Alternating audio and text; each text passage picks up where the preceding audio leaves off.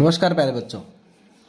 कक्षा 10 के जो विद्यार्थी हैं, आज उनके लिए हम पहला पाठ जिसका नाम है रासायनिक अभिक्रिया एवं समीकरण लेकर आए हैं। इस पाठ का नाम से पता चल रहा है कि इसके अंदर हम कुछ रसायनों के बारे में और रासायनिक अभिक्रियाओं के बारे में बात करेंगे। तो इस पाठ का जो नाम है वो है रासायनिक अभिक्रियाएं एवं समीकरण।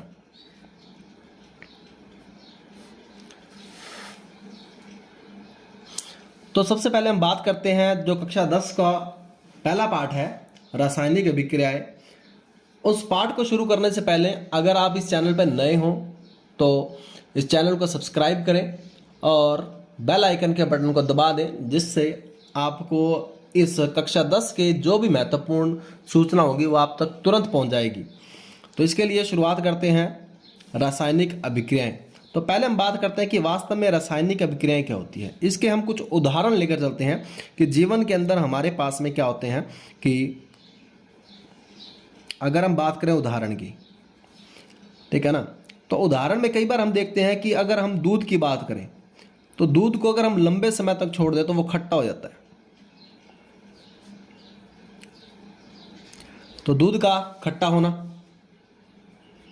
सामान्य सी बात है। उसके बाद में जो लोहे की जो कील है या कोई लोहे की कोई मान लो तवा है, उसका भूरा हो जाना। कई बार आप पेड़ पौधों की पत्तियां देखते हो, पत्तियां, तो पत्तियों का पीला होना या उनका सड़ना। फिर हम बात करते हैं कि इसकी जो भोजन हम पकाते हैं तो भोजन का पकाना। और फिर खास बात, जो हम श्वास लेते हैं,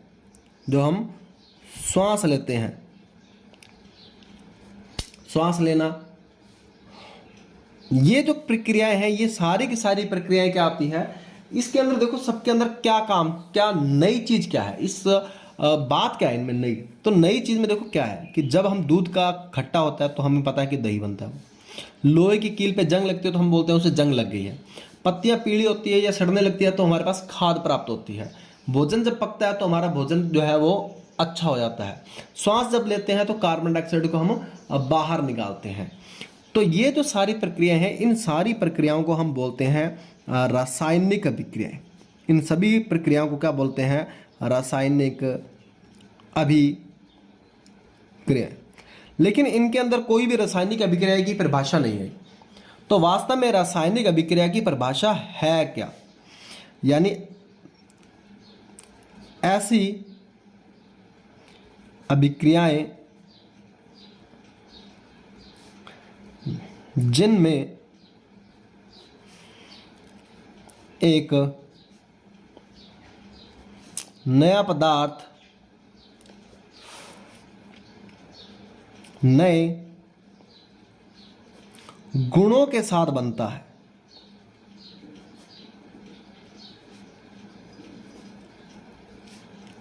तो उसे रासायनिक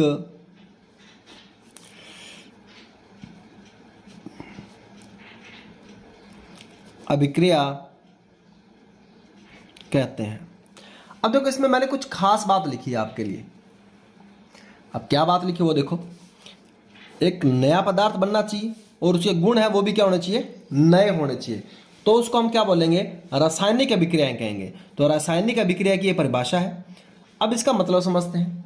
मतलब में देखो, अगर मैं बात करूं कि इसकी एक हाइड्रोजन की, तो हाइड्रोजन सामान्यतः क्या होती है? हमें गैस होती है। उस हाइड्रोजन को अगर आप जलाते हो तो जलाने के लिए हमें गैस चाहिए जिसका नाम क्या होता है? ऑक्सीजन। ये भी गैस है। तो देखो यहाँ पे जो हाइड्रोजन है वो काम कर रही है किसकी तरह? फ्यूल की तरह, यानी इसको बोल सकते हैं ईंधन की तरह।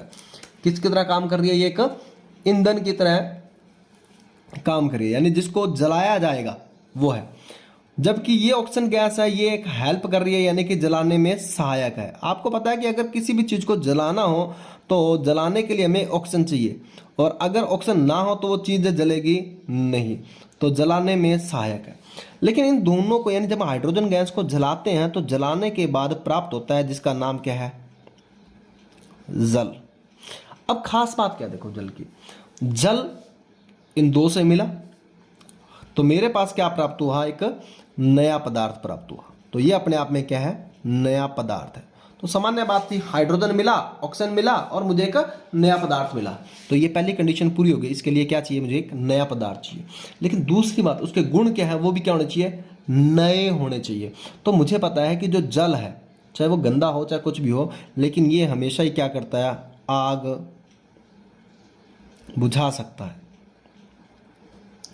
बना किससे, एक जो खुद जलता है, दूसरी जो जलाने में सहायक है। लेकिन इसका गुण क्या था, आग को बुझा देना, यानी इनके विपरीत था।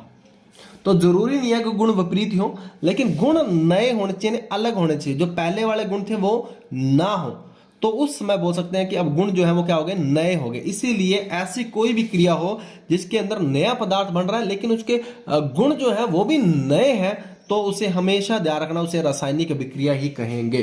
तो अभी हमने ऊपर जो उदाहरण पढ़े थे उन उदाहरणों में भी ये पढ़ा था हमने, दूध जब खट्टा हो जाता है तो दही बन जाता है, नया पदार्थ है, नए गुण है। कील पे या तवे पे जंग लग गई तो गुण बदल जाते हैं। पत्तियां अगर पीली हो जाती है या सड़ जाती है तो खाद बन जाती है, गुण नया है उनका। भोजन पक जाता है या हम जो सांस लेते हैं तो कार्बन डाइऑक्साइड बाहर छोड़ते हैं, यहां भी क्या है, गुण नए हैं। तो ध्यान रखना, रासायनिक अभिक्रियाओं की परिभाषा अगर आपने लिखनी है तो आप इसे लिख सकते हैं, यह बहुत महत्वपूर्ण परिभाषा है। अब वास्तव में रासायनिक अभिक्रिया में होता क्या है, पहले वो देखते हैं अपने। तो होता क्या है कि इसके अंदर, जैसे मान लो इसी उदाहरण को लेके चलता हूं मैं। इसमें क्या था कि हाइड्रोजन और इस हाइड्रोजन के बीच में एक बंध बना हुआ था। ये जो लाइन लगाई है इस लाइन को बोलते हैं बंध। और यहां जब मैंने ऑक्सीजन की बात करी तो यहां ऑक्सीजन और ऑक्सीजन के बीच में बने हुए दो बंध।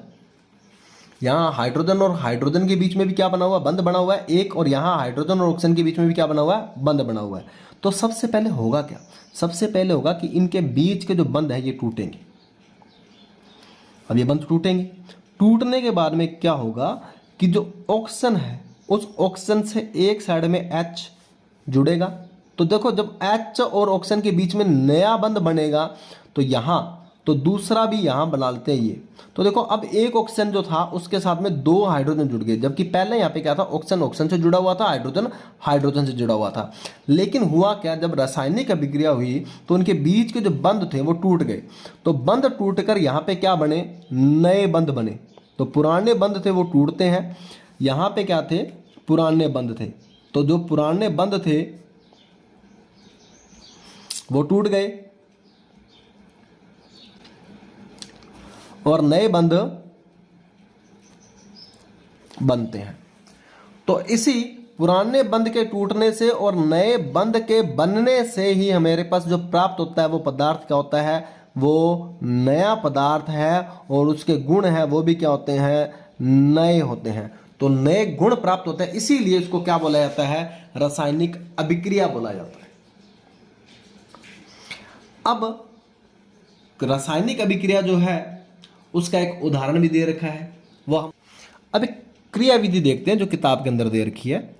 सबसे पहले हम बात करते हैं एक क्रिया विधि की। ये क्रिया विधि बहुत इंपॉर्टेंट है, और क्यों इंपॉर्टेंट है उसका कारण भी है, क्योंकि ये बताती है कि रासायनिक अभिक्रिया होती है या नहीं होती। सबसे पहले इसमें क्रिया विधि में दे क्या रखा है पहले हमें देखना है। एक तो हमें दे रखा है मैग्नीशियम रिबन। तो पहले हम बात करते हैं, जो मैग्नीशियम है उसका एक सिंबल होता है जिसको हम किससे लिखाते हैं, Mg से।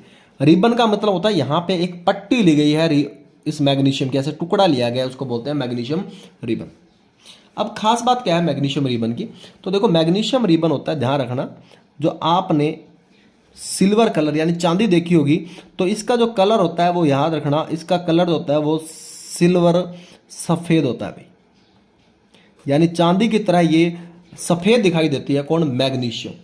और सिल्वर सफ़ेद दिखाते हैं आपको कि कैसा होता है, ये मेरे हाथ में कुछ चाबियों का छल्ला है, गुच्छा है। इन चाबियों का जो कलर आपको दिखाई दे रहा है, ये वास्तव में इसको सिल्वर सफ़ेद ही बोला जाता है। ये जो चाबियों का जो गुच्छा है, ये सिल्वर सफ़ेद रंग ही बोला जाता है इसे। तो पहले हमारे पास क्या होता है, इस रंग की मैग्नीशियम होती है। तो मैग्नीशियम हमारे पास एक रिबन प्राप्त हुई, यानी ये जो छल्ला, ये चाबी जो मैंने ले रखी है, ये एक रिबन की तरह यानी एक पट्टी की तरह है। तो सबसे पहले हम क्या लेंगे, एक मैग्नीशियम रिबन लेंगे जिसका रंग जो है वो क्या है, सिल्वर सफ़ेद रंग है।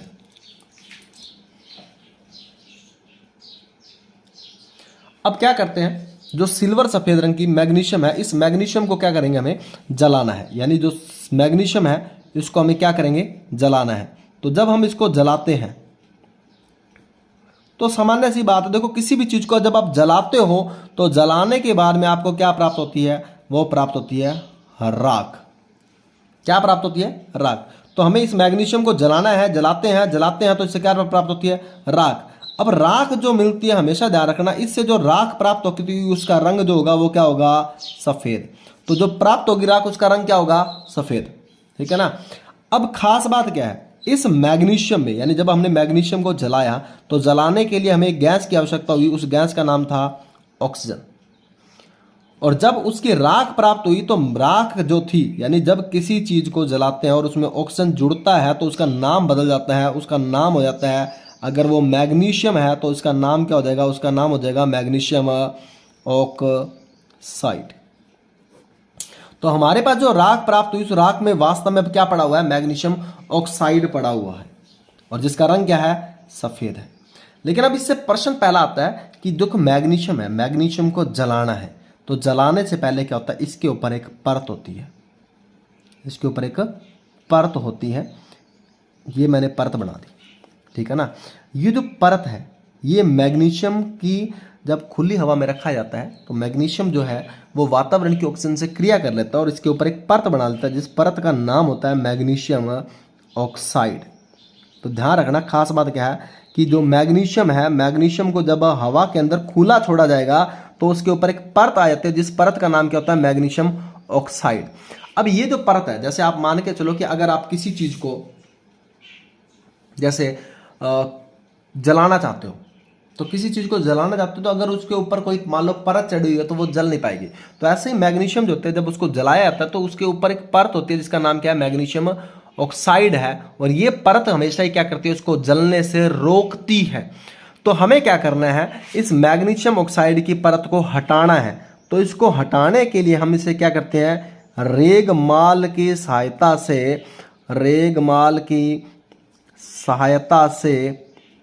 साफ करते हैं। किसको साफ करते हैं, मैग्नीशियम की रिबन को साफ करते हैं। किससे साफ करते हैं, रेगमाल की सहायता से साफ करते हैं।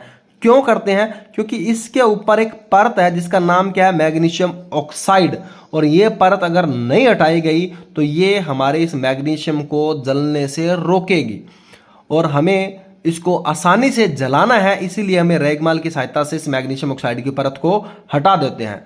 तो अब प्रश्न क्या बना, पहले मैग्नीशियम रिबन का रंग, इसका रंग होता है सिल्वर सफ़ेद। इसके ऊपर परत किस चीज़ की होती है, मैग्नीशियम ऑक्साइड की। किसकी सहायता से साफ करेंगे, रेगमाल की सहायता से।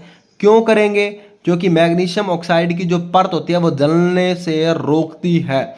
अब जब हम जलाएंगे तो हमें कौन सी गैस चाहिए, ऑक्सीजन। जब जल जाएगा तो उसकी राख प्राप्त होगी, राख का रंग क्या होगा, सफ़ेद होगा। उस राख का नाम क्या रखा जाएगा, उसका नाम रखा जाएगा मैग्नीशियम ऑक्साइड। तो ये एक क्रिया विधि है। इस क्रिया विधि के द्वारा हमें पता चला कि जलाने पर हमारे पास नई चीज प्राप्त हुई, यानी मैग्नीशियम से क्या प्राप्त हुआ, हमें मैग्नीशियम ऑक्साइड प्राप्त हुआ, जिसके गुण भी नए हैं और इसका पदार्थ का नाम भी नया है। अब आगे वाले टॉपिक में पढ़ेंगे कि हमें किन के सहायता से पता चलेगा कि ये होने वाली जो क्रिया है वो रासायनिक क्रिया है, और रासायनिक प्रक्रिया अगर है तो वो कितने प्रकार की है और कौन सा प्रकार हमारे दैनिक जीवन में काम आता है।